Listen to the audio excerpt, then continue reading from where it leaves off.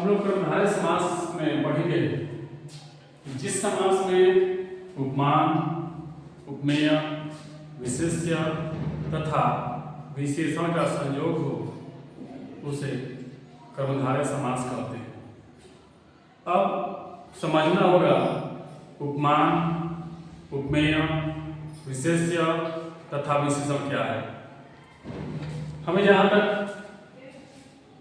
ऐसा लग रहा है कि विशेष्य विशेषण को समझना आसान है, थोड़ा सा उपमान और उपमेय को समझना थोड़ा सा कठिन है। अब विशेष्य विशेषण की बात करें तो विशेष्य हो जाएगा जिसकी विशेषता बताई जाती है, अर्थात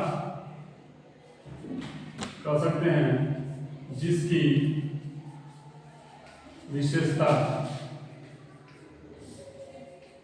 बतलाई है। जिसकी विशेषता बताई है उसे विशेष्य। और विशेषण की यदि बात करें तो जो विशेषता को बतलाता है, जो विशेषता को बतलाता है,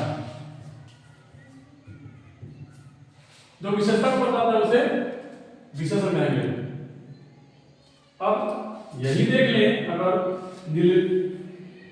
नीलोत्पल की बात करें तो यहां पर जो नीला है यह विशेषण है, यह है विशेषण। और यह जो कमल है यह है विशेष्य। अर्थात किसी समासिक समासपद में दो ही होगा, या तो विशेष्य विशेषण होगा और नहीं तो उपमान उपमेय होगा, चारों नहीं हो सकता है एक जगह। तो यहाँ पर हम देख रहे हैं दोनों मिल रहा है, एक मिला विशेषण मिला और विशेषण मिला। यहाँ पर देख रहे हैं एक कमल के समान है, यहाँ पर विशेष विशेषण नहीं है, यहाँ पर क्या है उपमान और उपमेय है। तो अब उपमान उपमेय की बात जब आ गई है तो उसको भी जान लेना चाहिए।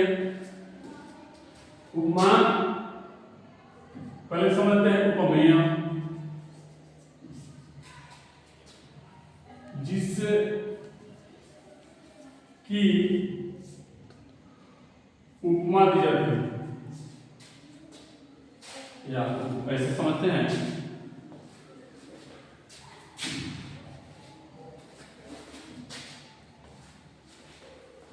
जिसकी तुलना करते हैं, जिसकी तुलना करते हैं, जिसकी उपमा दी जाती है, जिसकी उपमा दी जाती है,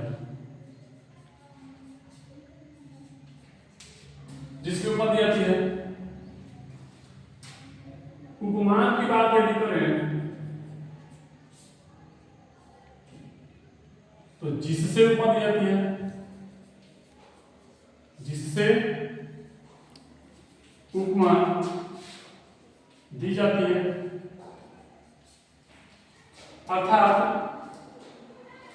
उपमान जो होगा वो यहां पर नहीं रहेगा, अर्थात उपमान दूर होगा और जो उपमेय होगा वो निकट होगा। अर्थात जिससे तुलना करेंगे वो होगा उपमेय और जिसकी तुलना करेंगे वो होगा उपमान। जिसकी तुलना करेंगे वो होगा उपमेय, जिससे तुलना करेंगे वो होगा उपमान। अर्थात इसमें से हम देख लेते हैं उपमान उपमेय वाला। जैसे यहां पर है मुखचंद्र, मुखचंद्र है, या एक है मृगनयनी चंद्रमुखी, या चंद्रमुखी भी है।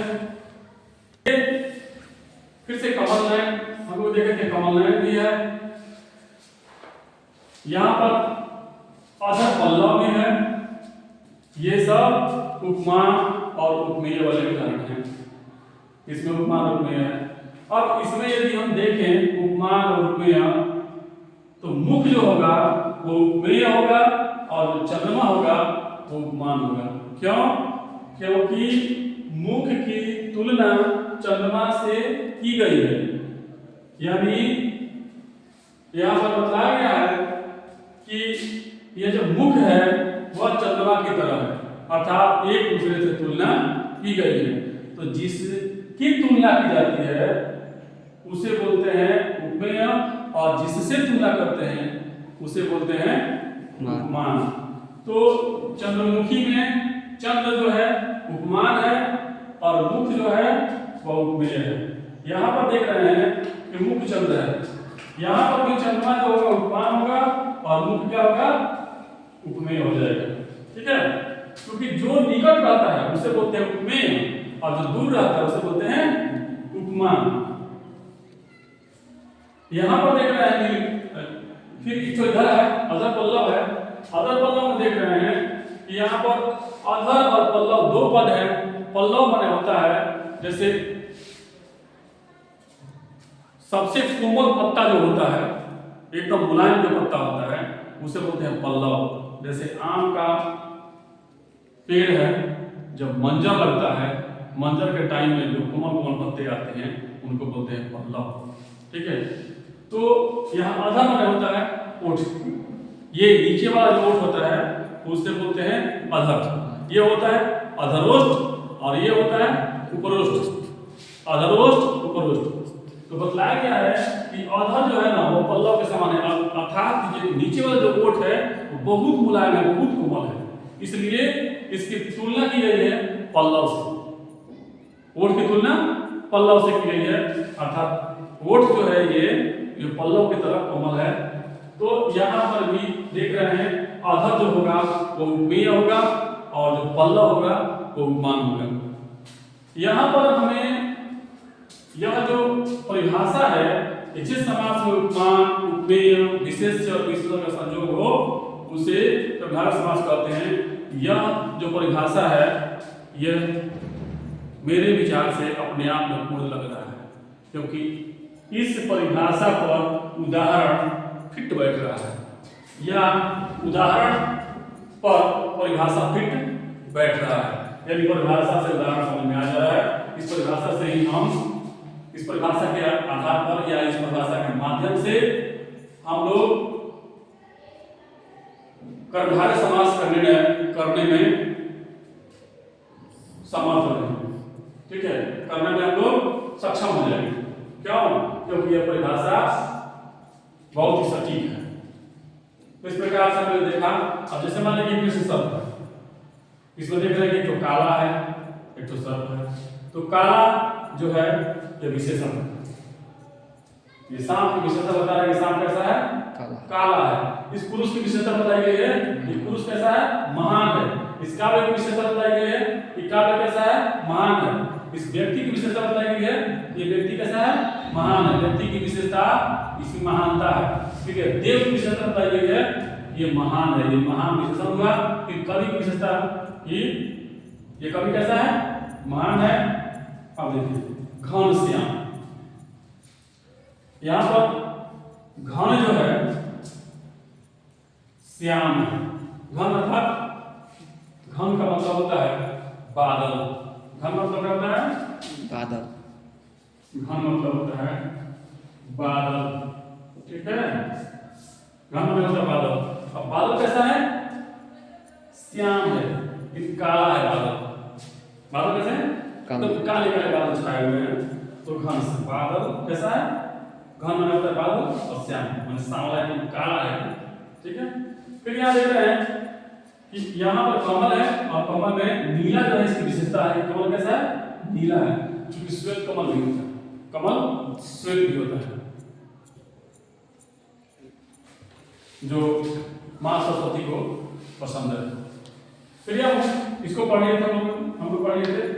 अब देखिए यहाँ पर दो विशेषण है, श्याम भी है और सुंदर भी है, दोनों विशेषण है। श्याम की विशेषता है और सुंदर भी विशेषता है, और श्याम एक नाम भी है, श्याम नाम संज्ञा। तो इस हिसाब से श्याम क्या हो जाएगा? विशेष्य हो जाएगा, क्योंकि भगवान कृष्ण को श्याम भी कहा जाता है। इसलिए यह हो जाएगा विशेष्य और सुंदर हो जाएगा विशेषण। ठीक है, तो यहाँ पे विशेषण आ गया। ये पढ़ लिए थे हम लोग। नील गाय, ये गाय जो है वो कैसी है? नीली है।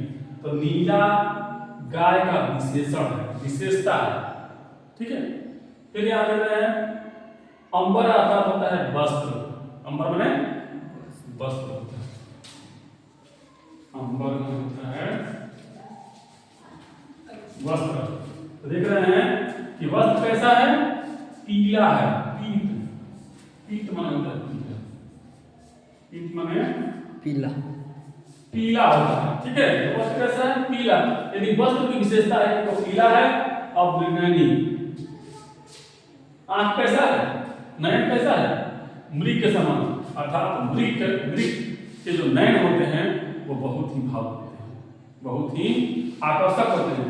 और इसको हम लोगों ने पढ़ लिया था अधर पल्लव को। इस प्रकार से हम आशा ही नहीं पूर्ण विश्वास करते हैं कि आप लोग इस वीडियो के माध्यम से कर्मधारय समास को समझ लिए होंगे और समझ जाएंगे। धन्यवाद।